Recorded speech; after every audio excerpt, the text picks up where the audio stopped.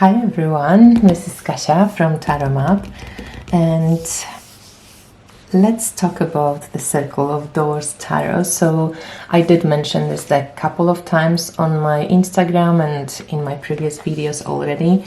I have done combinations with this particular deck that was a hero of the journey, but today I just wanted to quickly show you all the cards from this deck, even though you probably have seen it. Natalia from Tarot Shrink has done a wonderful walkthrough and review of this deck. There's Lou from Honey Lou has done this beautiful, a review and a show of the cards. I just want to say that, I handle a lot of decks, and I have to say that this is kind of like a nearly perfect deck, in a sense that, whenever you get like a deck of cards, we always laugh as, tarot reviewers, of tarot readers, that there is always this one card. There is always something that you're not particularly keen on, there's always something that just doesn't work. And I have to say that this deck nearly doesn't have that. I don't have this feeling about the cards, oh, I wish this card was different, or I totally don't get this card. Even Eon, which is, I mentioned, one of my least favorite cards in this deck, because actually I love Judgment card a lot, but I still like it, it's not something I can't work with, or if it's really annoying to me. What can I say, the quality of this deck is incredible, and I also did mention it. So just the addition of the color in the backs, the gilding, the size of the cards, which are quite large cards. Okay, if you're a small card lover or have small hands, you may just want to know that this is the regular tarot and this is Circle of Doors. But the cards are quite thin, in a sense that they bendy and they on linen paper. They're not so hard to shuffle. They actually shuffle amazingly, even riffle shuffle. And I love the paper, the whole experience of holding this deck, holding the box, holding the booklet is just wonderful. Like, seriously, I can't praise it enough because it is just so beautiful. On top of it, they have keywords, and I'm fascinated by decks with keywords these days. I really love keywords. I love how they change some of the cards, the angles they took on tarot archetypes. And the book is so good. I'm going to get the artists for an interview, and there's going to be 3 of them. So Brian Duffy, he wrote this book, and I wrote them that I have a crush on him because of this booklet. I'm very fussy about my tarot books. I love Margaret Peterson tarot companion book, and this one is just so good.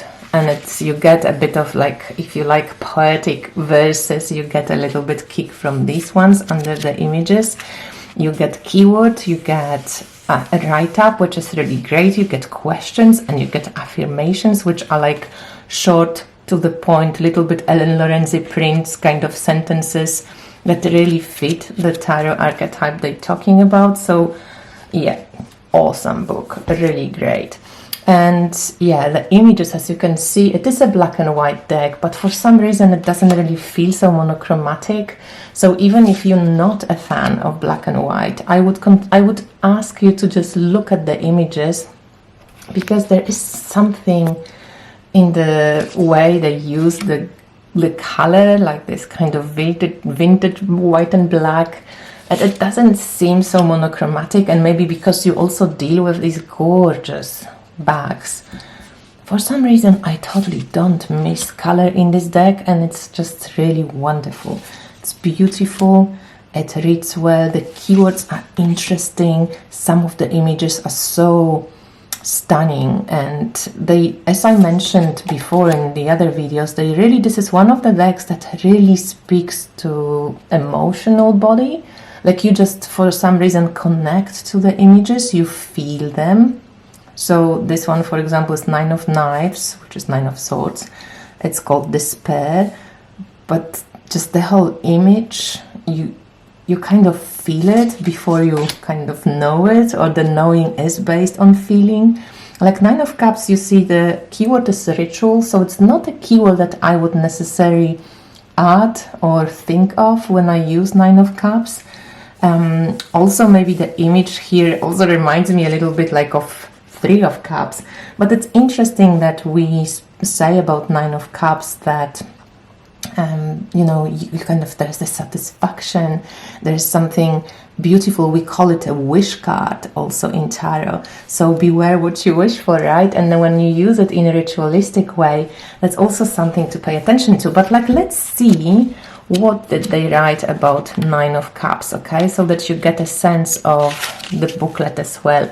So here we get this, with our clasped hands, we consecrate this garden. We nourish it with water from lakes, oceans, and rivers. We tend it with our grief, our secrets, and our laughter. Our bounty shall be our faith and devotion everlasting.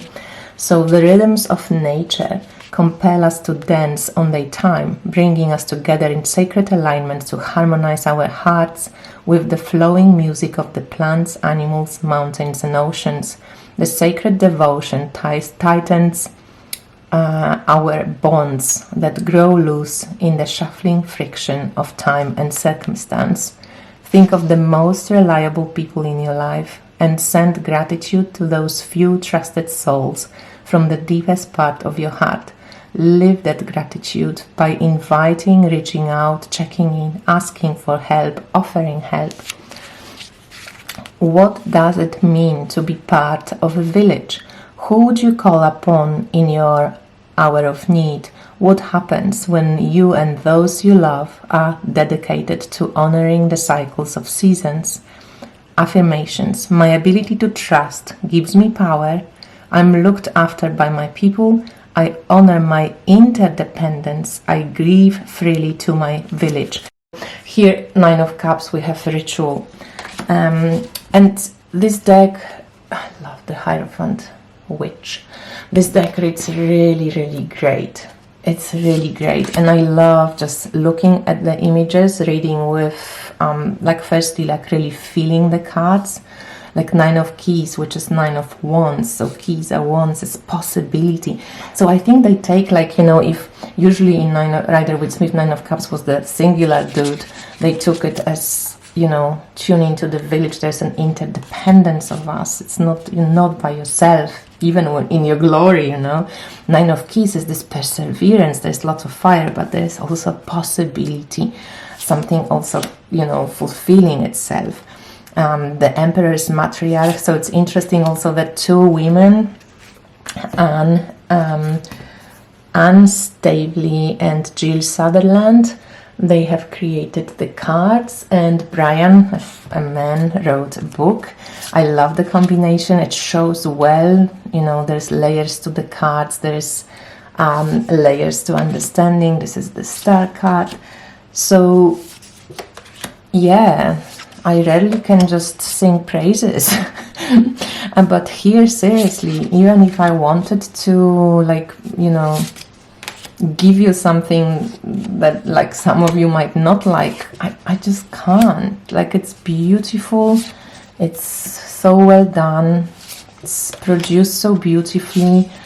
They artistic, you can take, you can see that they took a little bit of freedom in the archetypes, that they changed also the names of the court cards, which I love. I love this Wheel of Fortune. So what they did Maiden, Mother, Maga, and Crone, and I love that because before our time, women used to die around the time of the menopause, and being a crone was already kind of menopause, cronehood, death, But right now, this is my favorite magician. But right now we live so much longer, and women after menopause just come into the spectacular power. And I love that they use this Maga after the mother phase, but before the crone, for women our age, when we actually have so much power and energy to give back to society, we don't have to focus so much on our families anymore. We can, you know, really connect to our sense of power and share it with others. And I think that having a Maga, the fourth stage of the goddess, is just such a great idea. I'm glad I have a deck that actually uses these 4 aspects of the feminine. So yeah, again, lovely deck.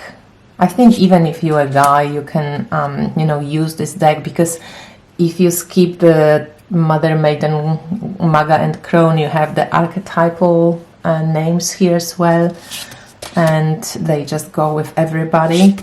I love the keywords they used, and that's a tough thing, hard thing to do, you know, to use keywords that are great for tarot archetypes, because sometimes keywords can be very, very limited. I love that they used archetypes for the court cards, because they're so universal and they beyond any type of genders or denominations and so on. So Crone of Cups is a healer, Maga of Cups is a poet. So I think it's really a deck for everybody. So yeah, this is a great deck. So if you guys were on the fence, no, these are the creators. If you were on the fence, just, yeah, think about it. Of course, I'm not saying everybody will love it and so on. We all, you know, beauty lies in the eye of the beholder. But this is something that doesn't happen so often. There's like no words of no words of criticism for this one. I really, really love it. It's a great project, well done. They created this amazing installation, and on the Burning Man you can see a little video on their YouTube channel. I think I'm going to talk to them about the creative process, how they got together, you know, why did they choose Brian to write a book, and who is Brian? I did find him on Instagram. He's a tarot reader, and yeah, I just think the book is written really, really well, and yeah, great project. So bravo, 10 out of 10 for this one. Thank you for watching, and I would love to hear your words. And of course, head over also to Natalia's channel. She's got stuff to say about this deck as well. She loves this deck. As I mentioned, there's a couple of channels now that shown this deck, and of course, please subscribe if you don't yet. I'm going to post soon when I'm going to catch up with the creators, but most probably it's going to be on December 12th. So join us live on YouTube here on Tarot Map. Bye!